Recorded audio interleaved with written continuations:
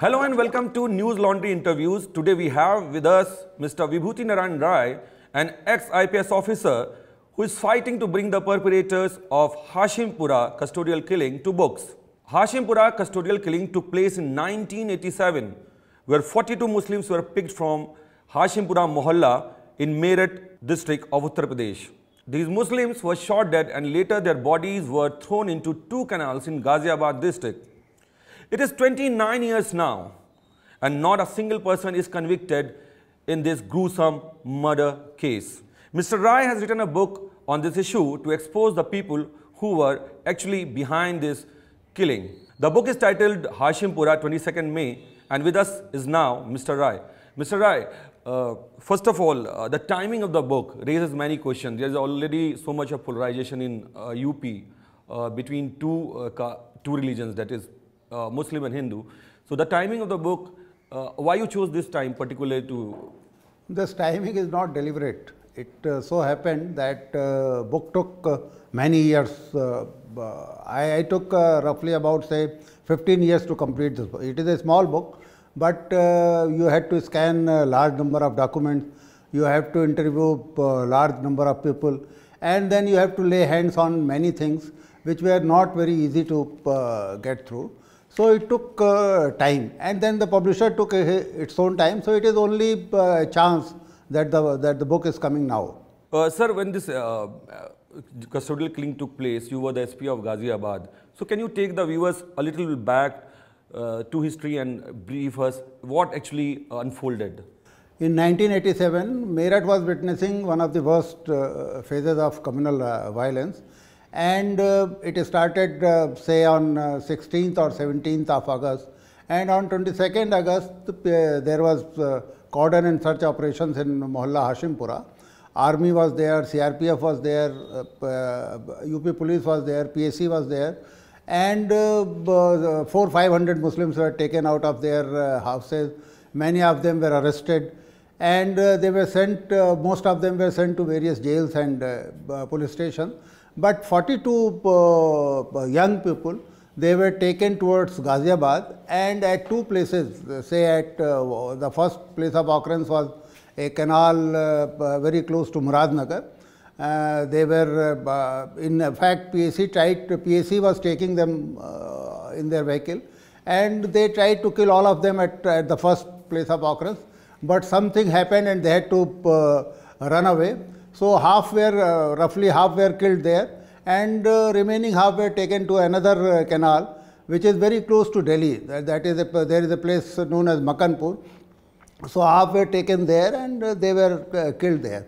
5-6 survived, and since I was SP of the Ghaziabad at these two places, Meerut was not in my jurisdiction, but these two places of occurrences, they fell in Ghaziabad, and I was informed about, say at about 9:30, 10, I was informed about the second place of occurrence, and I reached there, and I could get hold of one person named Babuddin, who survived the massacre, and Babuddin narrated the whole thing. Then we could realize that some people were killed at another place which was about 30-40 minutes away from this place, and we could locate the place which was in Muradnagar, and then we could realize that we are going to witness the worst custodial killing of independent India.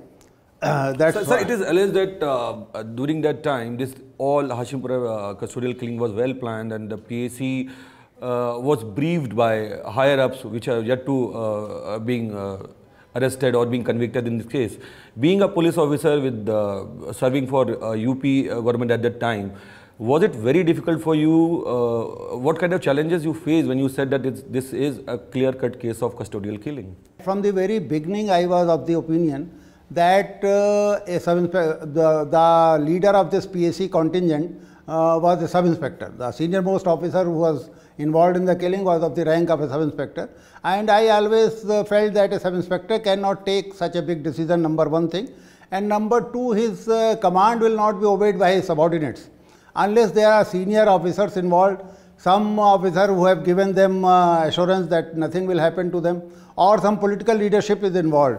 So I kept on chasing these things for say 2 decades, and somehow I could reach to a conclusion that there were two meetings which took place in Meerut, and one of these two meetings this decision was taken, and I have no hesitation in telling that even the role of the army was the army was also suspect, but unfortunately the investigation was done in a very shabby and non-professional manner, and somehow we could not reach to the perpetrators. The investigators could not reach to the perpetrators.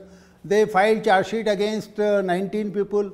Out of 19, 3 died during the trials, and the prosecution could not prove even the guilt of these 16 in a court of law, and all the 16 were acquitted. Mr. Rai, on 22nd May, when the incident started unfolding during the late night hours, how actually it came to your knowledge that this is a big thing, it is going to blow into a big controversy, and then what was the first reaction from your end? At about 9:30 or 10, I was first informed. The SHO of PS Link Road, Police Station Link Road, Veer Bahadur Singh, he was the first person to reach to the second place of occurrence, that was at Makanpur. And when he saw all those bodies lying there and blood and everything, when he saw, he could realize that something very serious has happened. And then he has seen a PAC truck running away from that site. So he was confused. He was not able to correlate the presence of a PAC truck and the dead body is lying there. But one thing he could realize that something very serious has happened, and it is beyond his capacity. So he immediately decided to inform SP, and that's how he came running to my place. I was in Ghaziabad. I was SP Ghaziabad and living in the SP's residence in Ghaziabad. So at 10, roughly at about 10, I was first informed by Veer Bahadur Singh. He was not very sure, he was not very coherent when he was narrating the whole thing, but I could realize that something serious has happened and it requires our immediate attention. So I rang district magistrate and other officers.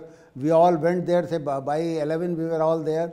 Once we got hold of the survivor, the first survivor, Babuddin, and he narrated the whole thing, we could realize that we are witnessing the worst custodial killing of independent India, and it requires immediate and prompt action and tough action. Sorry, so in your book you have mentioned that the CM of the state at that time was like passing through the Ghaziabad, and then you met him and requested him for some assistance from the CRPF. So how, what was the reaction, and why the army, or for that matter CRPF, was not summoned to nab the assassins at the same very day?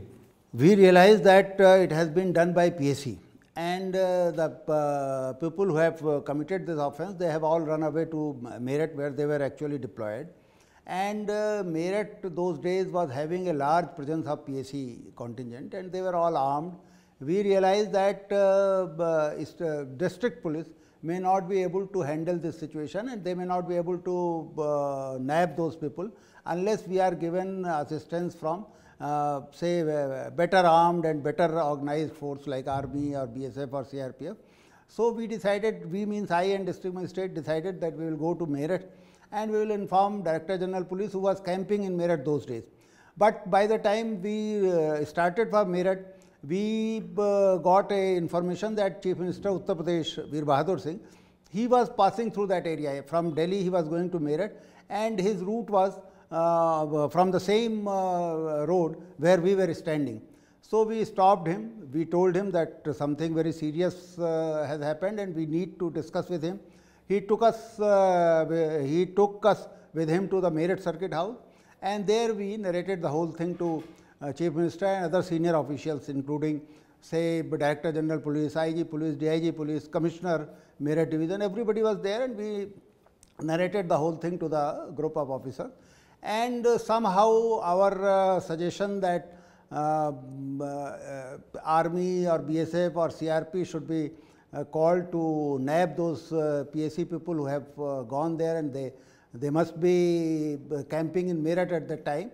It was not taken very seriously.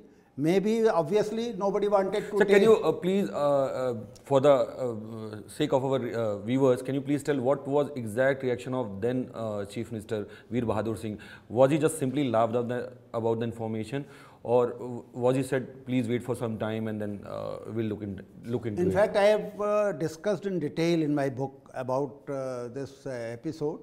Only thing I can say that it is not that Chief Minister appeared to be complicit, or any of the senior state officials were complicit to these killings, but somehow I personally feel that they were not serious enough also, and they were not taking this challenge very seriously, that after all this killing by state machinery of 42 people, or that time we were not aware of the exact number of Muslims, it is going to have a very wider, say, a big,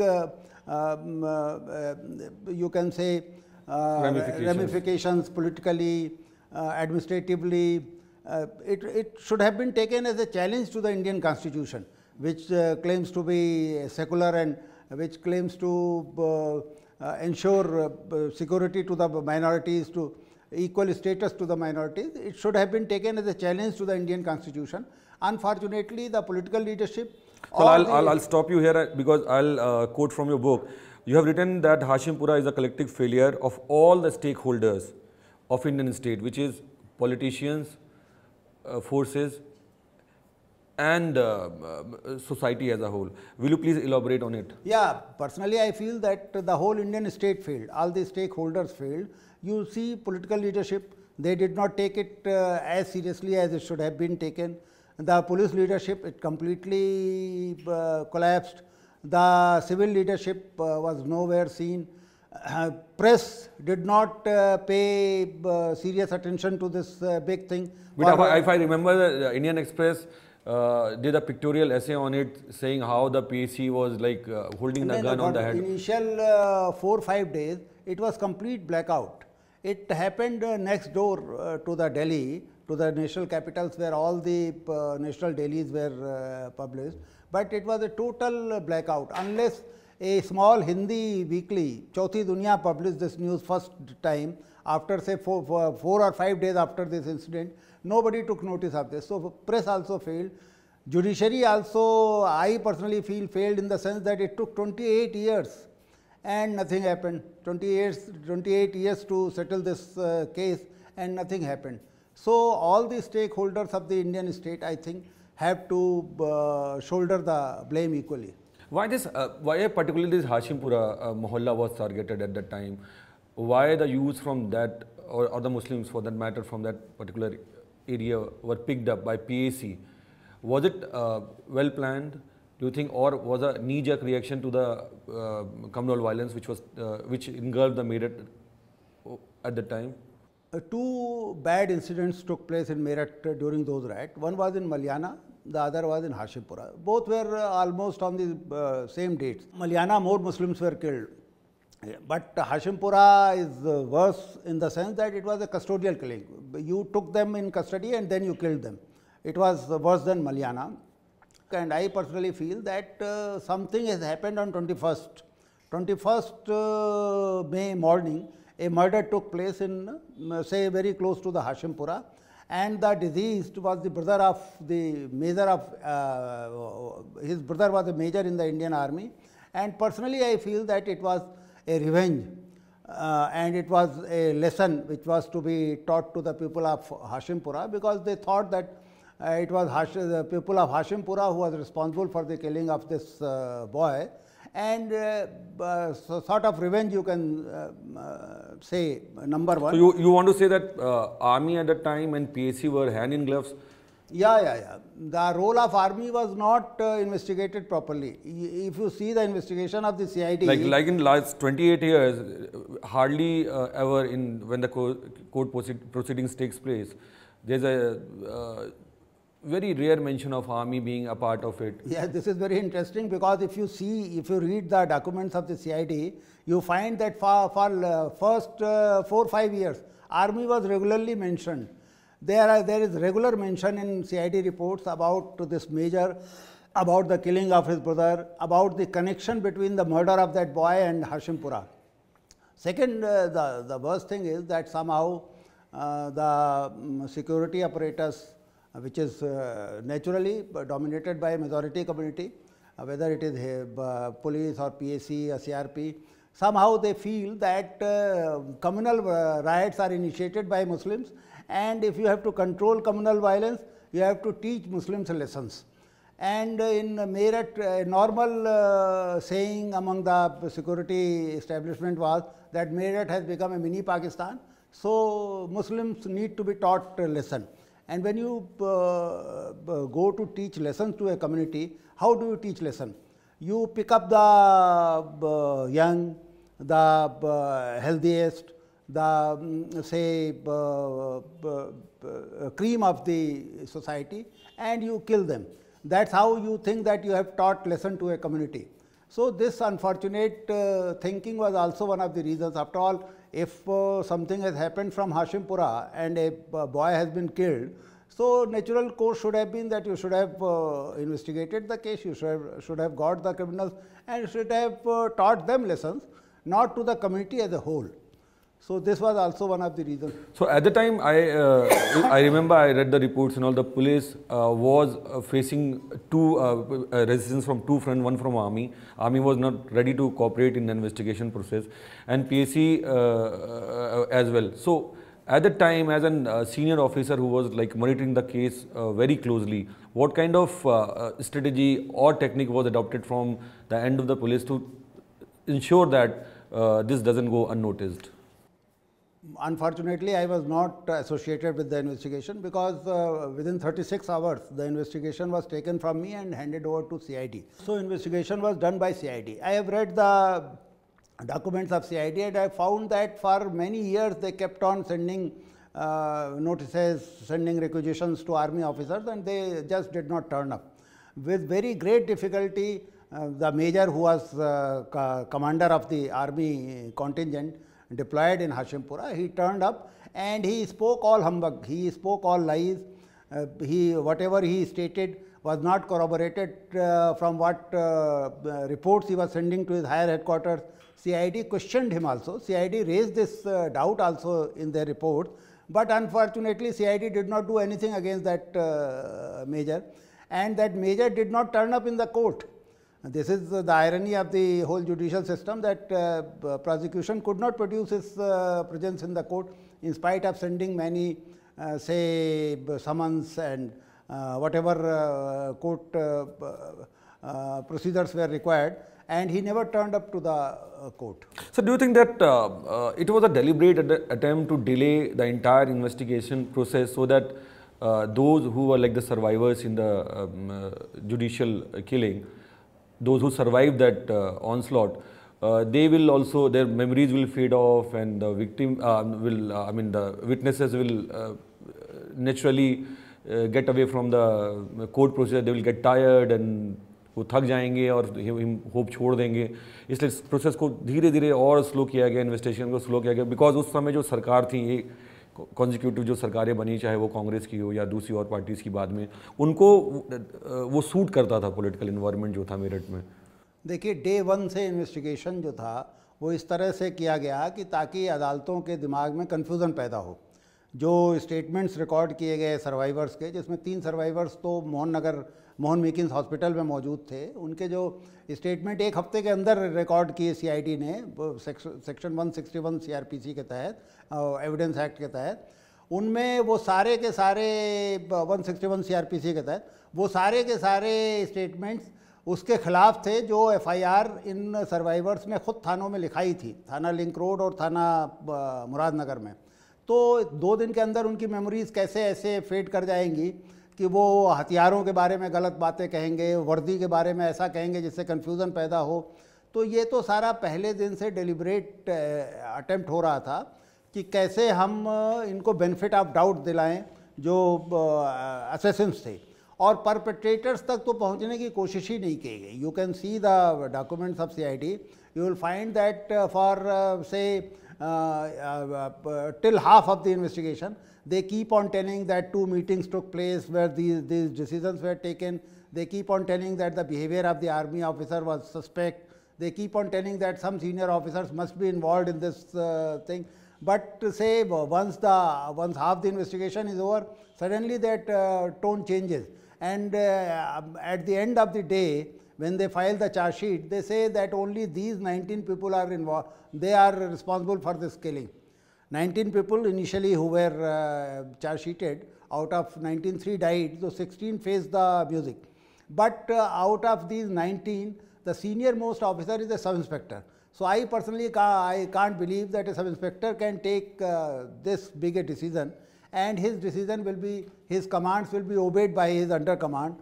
Killing innocent people, I don't think this could have happened without the connivance. So the last verdict which came in this Hashimpura custodial killing is all the accused were given a benefit of doubt. So, like, who killed 42 Muslims? This is a big question. This doubt was created by investigators themselves. The prosecution could not prove that these 16 people were actually present at the time of the killing. The prosecution could not establish that these are the 16 people who actually killed those 42 people. The court also said that there is no doubt that these 42 people were picked up by PAC. Court said that there is no doubt that they have been killed by PAC. But the court also said that it has serious doubts that these 16 people who are facing the charges, they were the people who killed those 42. Sir, Hashimpura में लोग मारे गए, 42 लोगों की जान गई. उनकी लड़ाई कई लोगों ने लड़ी जो अब वो भी जिंदा नहीं है. आप जब उनके परिवारों से मिलते हैं, while you were writing that book, you must have met the family members of those who were ruthlessly killed in this. So what they say? Do they still believe in Indian judicial system? Do they still believe in police machinery? Do they say that justice will be meted out? Maybe it is taking some more time, or they have lost all hopes? देखिए, ये बड़ा relevant सवाल इसलिए है क्योंकि मैं जब भी मिलता हूँ, जैसे जुल्फ़िकार नासिर जो इसमें सर्वाइवर है, वो बड़े व्यंग के साथ पूछता है कि साहब ये इसका मतलब हम 42 लोगों ने, जो 42 लोग वहाँ पर थे, उन्होंने आत्महत्या कर ली.